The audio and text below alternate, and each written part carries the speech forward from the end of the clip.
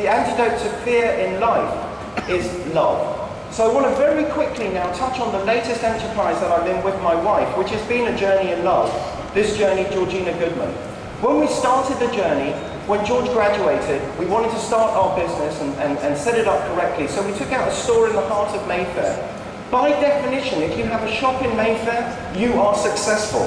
Particularly if what you're selling is handmade products and your clients are Jerry Hall, Tandy Newton, Kate Moss, the very top celebrity clients in the UK, a market of one, big handmade shoes being made £800 up. The whole story started to work from this angle. And then as a result of that, Georgina Goodman became the darling of Vogue. Manolo Blahnik described her, as I earlier said, as the only designer worthy of comment.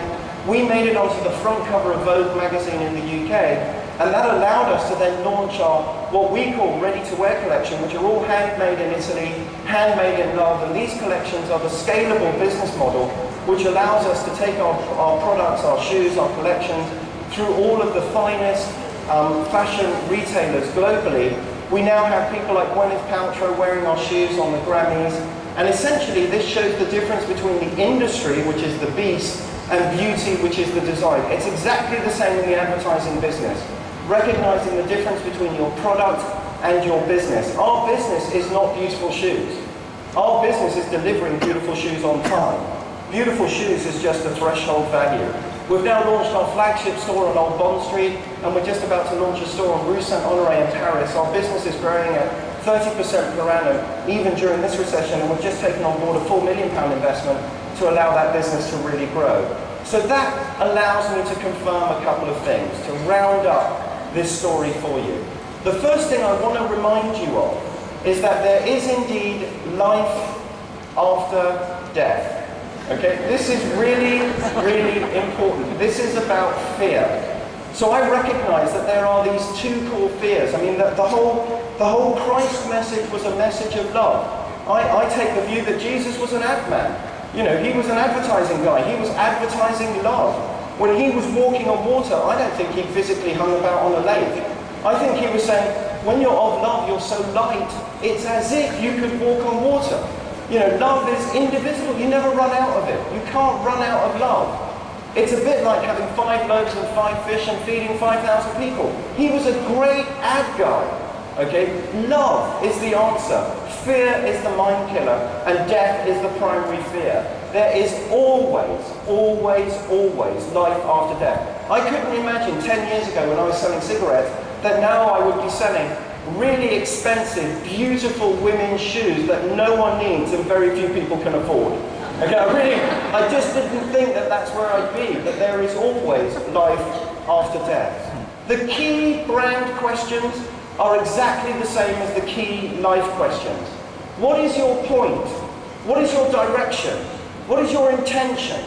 Where are you going? And why should I care as a consumer, as an employee, as a supplier? Answering those questions with clarity, of course, will lead you to the highest expression of who you really are or choose to be, the next grandest version of the greatest vision you ever held about who you really are, because that is your brand.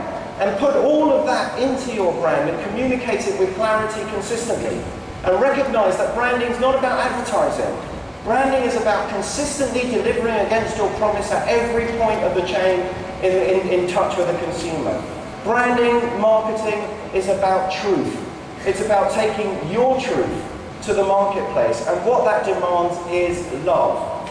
So I say, love what you do. Love where you do it, the environment you do it in. Love who you do it with, your suppliers, your employees, your board, love your shareholders, love who you do it with. And most importantly, love who you do it for, your customer. And if you don't, try harder. It is your responsibility to be in love with them, not their responsibility to be in love with you. Try harder. And if you still don't, after trying harder, then try and change what it is that's stopping you from being in love. And if you still don't, after you've tried harder and you've tried to change it and you're still not in love with it, then leave. Leave your job. Get another job. You're on a double karmic backlash. Because not only are you sitting in a spot that you don't love, and that's a bummer, and that's your responsibility, but you're sitting in a spot somebody else could be loving. Okay, you're going to come back as an ant. Be careful. Okay, so love, love, love, love. And the key reminder to this whole thing is be who you really are, because who you really are is lovable, and who you really are is who the consumer wants to do business with. So I think just to sum up, there's one thing I would love to say to all of the men in the uniform, in this hall.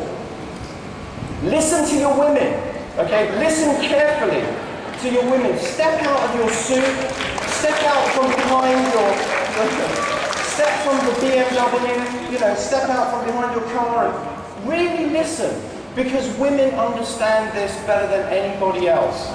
Listen carefully. And women, I've got something just for all the women in the audience. Forgive your men. We don't know what we're doing, and we never have. Thank you very, very much for listening.